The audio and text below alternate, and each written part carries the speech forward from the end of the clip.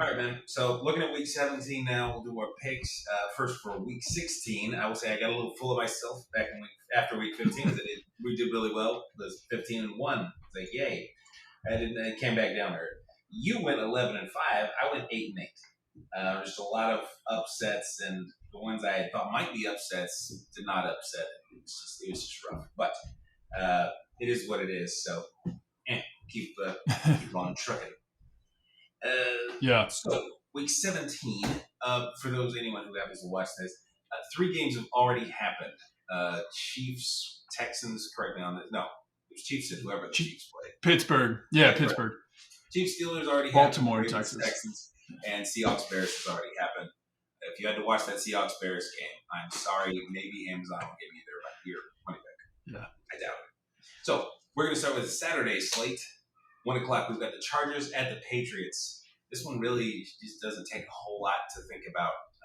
This should be the Chargers game. It's cold weather and all that noise, but it should still be the Chargers game. I don't even think the Patriots do the right things well to try to counter the Chargers.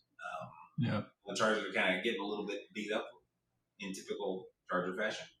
But I still think they should win this game pretty handily. What do you think about this, Fred? Yeah, I agree with you. I think that New England kind of shows up and plays some good games against a number of different teams. They played the Bills, a pretty good game and all of that. But it should be the Chargers' game to lose. I don't see New England winning it, but I do see a lot of positives for New England as a whole. I really think that they've come a long way, but I think that I don't think Drake May is going to pull this one out. We'll see how it goes. But yeah, I'll stick with the Chargers on this one. Moving on past that to the 4:30 Saturday game is going to be Denver at Cincinnati. I think this will be a fun game to watch in a lot of ways, but I think Denver will probably I expect Denver to still pull this out.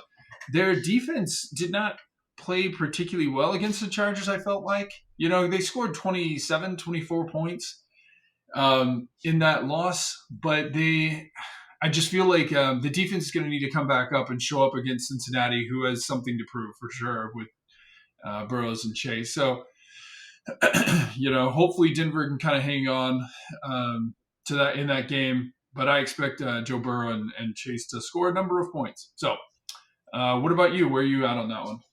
You said you're taking Denver? I'm going to take Denver in that one. Yeah. Broncos have been kind of floundering a little bit lately, and I'm tempted to, and I think I'll follow my temptation here, and I'll actually pick Cincinnati. They just seem like they've kind of peaked, and some injuries are set in for them as well. They can score. I like Bo Nix still, just same as I did earlier this year, but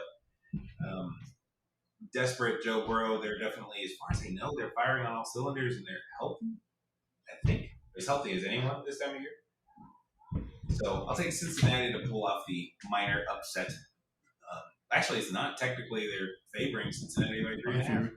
Wow. Like home. Home field. Yeah. Saw that back. So moving into the Saturday night game, they flexed this game into the primetime spot because it was supposed to have ramifications. Almost tears for everyone.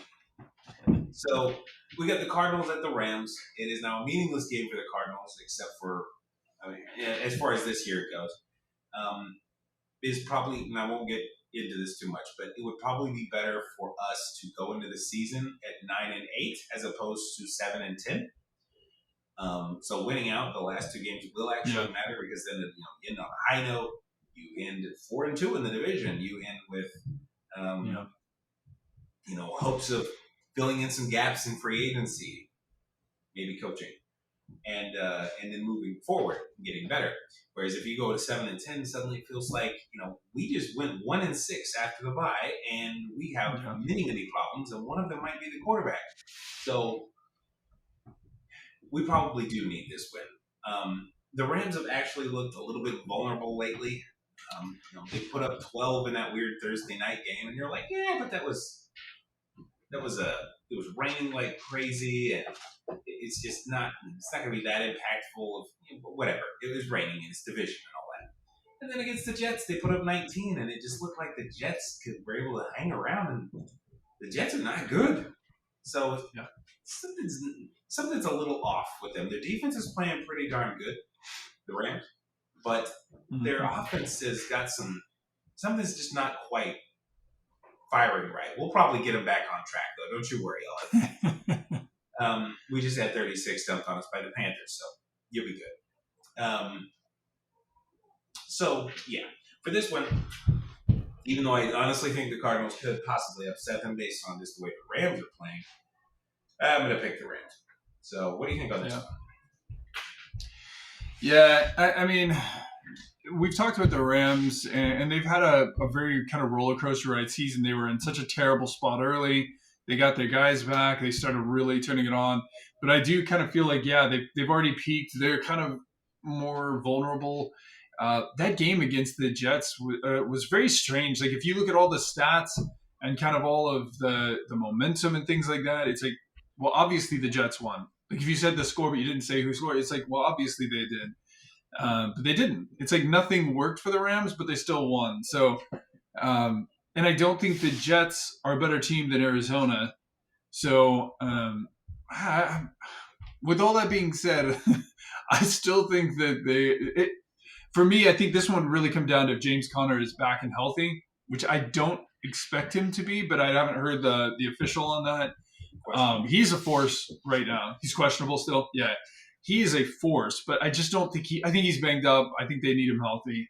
But yeah, no, I'm going to pick the Rams in this one, which if my luck's in is equally bad for Arizona as it is when I pick against Dallas, you guys may steal this one. That'll take us up to Sunday and the New York Jets playing Buffalo. The shortest version of this is I would expect Buffalo to play a stay healthy game. And get up early and, kind of like, hey, we're going to try to not get injured heading towards the playoffs. That would be my expectation. I'll take Buffalo here easily. I don't think I have anything else on that one. I think that should be very straightforward. I mean, it is still a division game and all that, so it could be closer. The Jets are just a weird, unpredictable team. It's honestly in their best interest, like so many other 4-win, 3-win, 5-win teams to lose. It's better for them probably. Although if they lose out and go 4-13, they may be like they're questioning on some level. What are we going to do with Aaron Rodgers next year?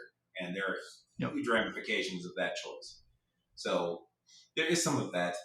I think what's best for them is probably for that offense to kind of work a little bit, at least the passing offense, the Aaron Rodgers portion of the offense to kind of work. And for them to put up 21 points or so, but they lose. If they lose 21-27, the defense is just not as good as the Bills' offense, and the Bills' defense has stepped up. But if they can put up some points, then that would be probably best for them looking at next year. Because if they've got to reload, they are historically notoriously bad at picking quarterbacks in the draft. So, and then even worse at developing them. So yeah, I think that's probably what's best. But I'll be right there with you, and I'll take Buffalo for this one.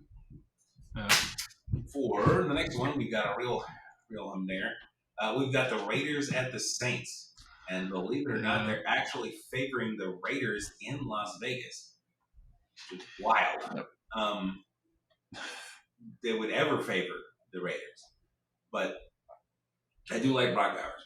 I don't even know who the quarterback is going to be for this game, but it doesn't. I mean, they do have a serious. If Derek Carr's not playing, the Saints have no quarterback, pretty much. Taysom Hill's better at passing as a quarterback than whoever it is they're trotting out there, probably, and he's not much of a passer. Right. So, was it Spencer? Have fun. Yeah. So, watch Jets Bills or something else if you got to watch this time frame. Anything. So, I'll go with Vegas here in both senses of the word. Las Vegas, who you got? Yeah, I was trying to see if they had Kamara, and I would say probably not. So that means that they also have no running game to go with Rattler, who just has not looked good. It's hard to look good when you have nothing to balance your offense with at all. I just don't.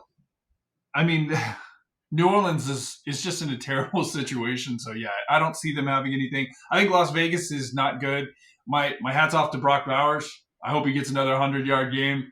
I think he's been amazing, but that should be plenty. That should be plenty enough for Las Vegas to pull this out, regardless of whoever the quarterback is on their side, which I assume is going to be Aiden. I can't imagine why they would change that at the moment, but yeah, we'll see how that goes. So I will take Vegas as well on that game, which will take us up to Indianapolis and the good old New York Giants. Yeah, the New York Giants just got stomped by Atlanta. I kind of put Indy in that kind of category with Atlanta. Like they're pretty close, I think, in strength. So yeah, I'll take Indy on this one. I think if Taylor goes off again on another game like the one he just had, then nobody has any hope. What a game! What a game he had. So yeah, I'll take Indy here. I don't think the Giants have anything. I don't think the Giants want to have anything, frankly. So yeah, I think they'll win this game pretty handily. So I'll pick Indy. Yeah, same. Basically, Giants are playing for the draft now. They're looking for Shadur, or I get the guy's name out of the U. But one of those quarterbacks, like that's their. They've got their eyes on the prize, and I don't think they're going to let up. So, yeah, they're going to lose. I'm sorry. Let's just put it that way. They're going to lose. So I'll take Indy here. Look for Jonathan Taylor to have a big day. Next, I've got Cowboys at Eagles. I'd love to say that y'all are going to play spoiler here, and you may, but yeah, you're going to need to make Jalen screw up. I think that's the key to victory here: is make him screw up, which he can do. Like he will screw things up. I'm don't tell the Cowboys fans, but I'm kind of rooting for Saquon Barkley. I don't care about the Eagles, but I'm rooting for Saquon Barkley. So I'd love for him to still get some, even if they do lose. But that in mind, I think I'll pick Philly here. I think y'all will keep this close. Like I don't see you getting boat raced here. Like this will be. I think you beat the spread. They're giving Philly 6.5. I could see this being like a 3.5 point game, something like that. So. Yeah, just to point it out, they're planning on Kenny Pickett quarterbacking right now, right? Well, same answer, but that team is just really talented. They've got a top 5 defense. So. Yeah. Well, and it's a top 5 defense against Dallas that does not have their number 1 offensive weapon. So, right. So. Yeah, because CeeDee's having shoulder surgery. Kenny Pickett looked terrible. There's that. I mean, genuinely terrible, which it does present an interesting quandary, I think, for Dallas from a defensive point of view. Is like, man, when you have a quarterback who looks terrible, who doesn't want to blitz all day, right? Especially with our defense. But every time you blitz, they're going to hand it off to Saquon, and that's just offering an opportunity for Saquon may get 2 yards a carry on 20 of his 25 carries, but if he gets 70 yards on the other ones, he's going to have So I think that it does still present plenty of a problem. I think this game is 100% Saquon Barkley on both sides of the ball. Like it only matters what Saquon does. If he gets 150 yards, I think they're going to win this game. If he doesn't, I actually kind of think Dallas will win. I think I'm actually going to take. This is assuming that Jalen doesn't play, because again, Kenny looked unbelievably unprepared to be on that field. I wasn't 100% sure at times that he was going to be able to hand the ball off correctly to what is probably the number 1 running back this year. So, we'll see how that goes. But I'm going to take Dallas because it'll probably guarantee their loss. So, next up will be Carolina coming off that high against Arizona, playing against Tampa Bay, who's coming off a low, having just lost to Dallas. Kind of an ironic game in a way for you two of us. Tampa kind of needs to win this game. So, but this is a divisional game.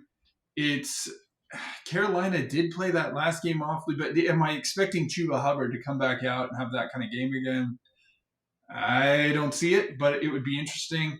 So I'm going to stick with Tampa Bay to right their ship and kind of swing back around. They need to close the door on that division pretty quickly here. So I'll take Tampa Bay. What about you? Ultimately, same. I think that Chuba's going to have maybe a little more success against Tampa's run defense than Dallas had, but I mean, that was the problem. One of the problems Dallas was having was like their run Oh yeah, defense is just stout. You got big old school guys like Vita Vea in there, and it's hard to run on them guys. And so yeah, I think they'll have that. Yeah, yeah. Pardon me. I'm still kind of similar to Saquon Barkley. I'm rooting for Mike Evans to get to 1,000 yards. So he needs me 91 too. yards each of the last 2 games. Also, they do Hmm. not control their own fate with the playoffs. They need Atlanta to lose one of their last 2 because Atlanta swept them this year. We'll get to Atlanta later. Yeah. But they definitely need to win this game. I'm liking what I see from Baker Mayfield quite a bit, so I'll take Tampa as well. Moving into another really stunning game between the Titans and the Jaguars. Yeah, the Titans I think are gonna accidentally win this game. I don't like Mac Jones at all anymore. I like Brian Thomas Jr. He's killing it, but I am not a big Mac Jones fan. If this was still Trevor Lawrence, I'd be picking the Jags. But the Jags have so much stuff that they need. Both of these fan bases are going to lament winning this game if they do. So I'll take the Titans. What you got? Yeah, no, very similarly. I'm, there's a lot of things you could look at on both teams. I think both of them have some defensive possibilities and all of that, and could play a real factor. But when you just break it down to quarterback, even running games, I think the difference maker is Mason Rudolph is a pretty decent quarterback. I think he's significantly better than Mac Jones is, and I'll just stick with that. I think he even has less weapons, and I still think he'll end up playing that game better and making fewer mistakes. So I'll take Tennessee in that one. And that'll take us to a game I've been waiting this whole time to talk about, which is Miami against Cleveland. And I've been waiting because I had to look up Dorian Thompson-Robinson this week to try to figure out what in the world just happened there. And it's kind of fun for me because it's such an obvious statement by the Browns as to exactly what they're doing. And I was kind of like, man, what have I missed about this guy during the season? He's got 257 yards passing, 0 touchdowns, and 5 interceptions. That's what I missed, And so it's like, well, if he's quarterbacking, if he's going to get kicked off the team if they win. So I'm with that in mind. Miami hasn't looked bad. They haven't looked as good as I kind of expected them to, but they haven't looked bad since Tua's return. I expect them to win. I think it will be quite a thing to talk about next week if Cleveland were to win this game. But no, I'll take Miami in that one. What about you? Yeah, same. Yeah, I mean, since he's come back, they have been a better team for sure. They've had a pretty tough schedule here and there. There's still some of the same problems they had last year. We talked about last year where it was like, man, they won a lot of games. They didn't beat a lot of good teams, but they did beat a lot of bad teams. And the Browns are every inch that. So they should win this game pretty well. If you've got Tyreek Hill in your fantasy league or something, or maybe Jalen Waddle, or God help you both, you should do just fine. So I'll take Miami. Moving into, finally, some actual good games against 2 playoff teams. We got Minnesota hosting the Packers. Minnesota's favored, but only by 1.5. So they actually think the Packers are going to win this game, or are the better team just slightly. It's close, of course. It could be some injury, though. Excuse me. Man, just hanging in there.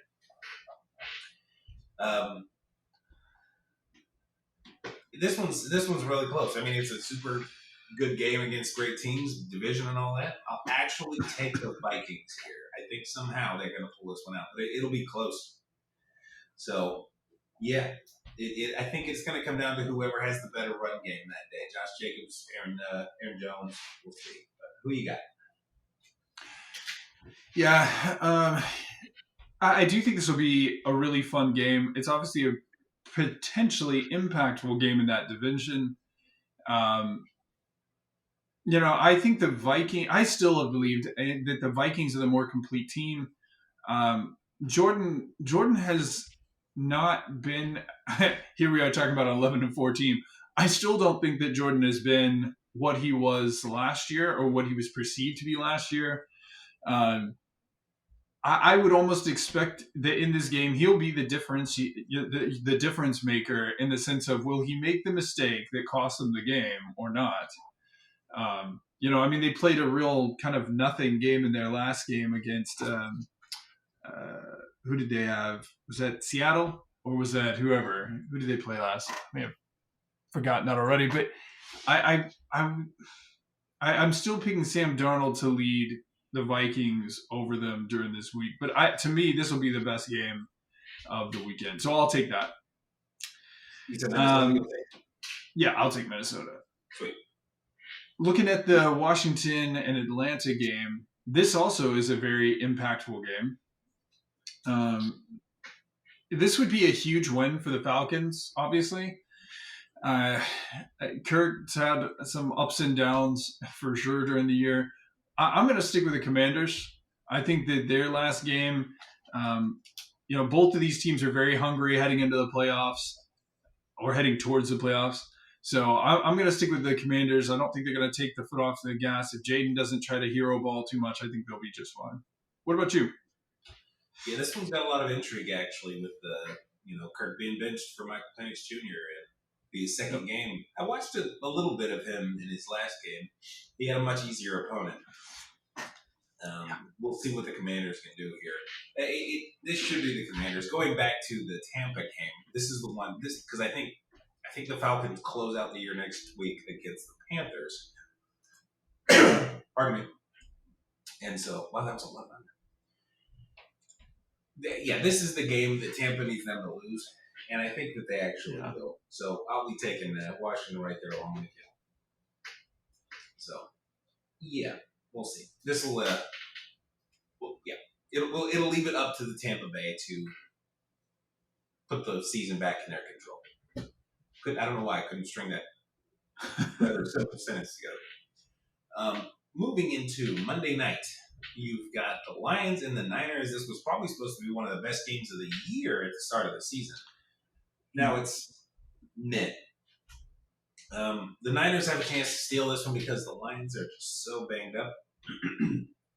But they seem to have such a great culture in place, and their offense is just crazy, that they should still be able to win this game, even with the pieces missing.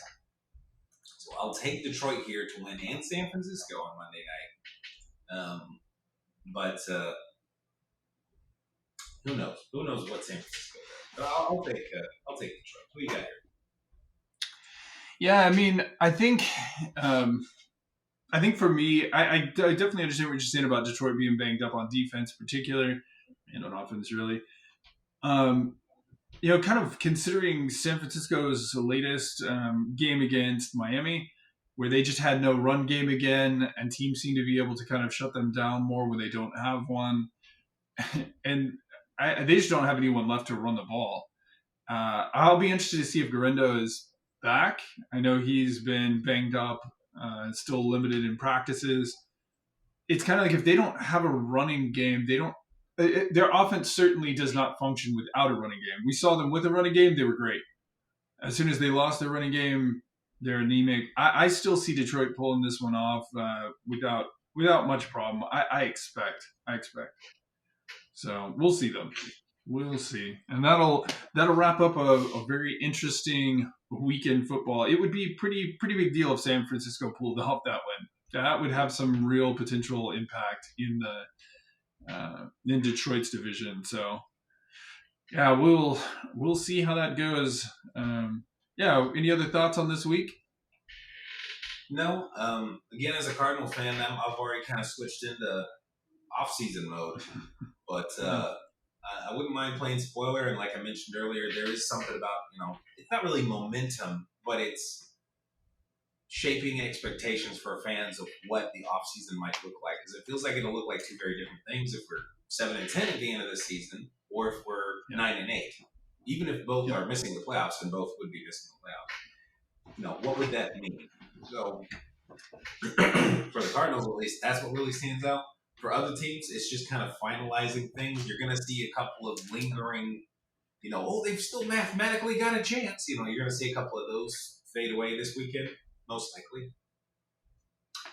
And you might see some seeding movement. But other than that, sorry, but I am still rooting for Saquon to get 2,000 this year. He should. He's at like 1840 already or something like that, 1850. So even if y'all are stout, he's got Washington next week or the Giants. If it's the Giants, he may have. I think it's the Giants. Yeah, he may have 3,000. I think they have.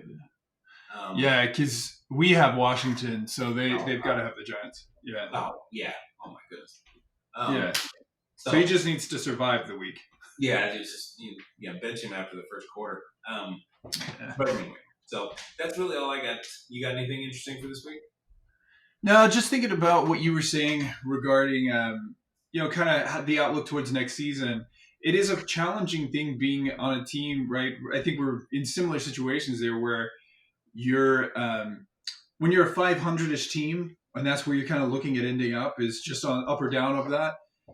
It's interesting because it calls into question a whole bunch of things about why you're not better. And so, for Dallas, it's almost a little bit of the opposite problem of what you were just talking about, or you talked about earlier about, coaching and quarterback play on the Cardinals and how those are going to be things that are called into question, in particular if they lose, let's say, the next 2 games. For Dallas, I almost feel like it's the opposite. I think for us, the question will end up being, there will be more questions if we win the next 2 games than if we lose them. If we win the next 2 games and Cooper Rush wins more games against harder opponents than Dak Prescott with fewer weapons, I think that's going to call into question all sorts of things. So I'll be interested to see how it plays out. But it is an interesting thing kind of looking towards the rest of the season is how are those questions going to be, what questions will be brought up and where all will they go? So we'll see how that all plays out. Again, I don't expect the Cowboys to win against Philly per se. I think it'll be a close game, and I'm hoping they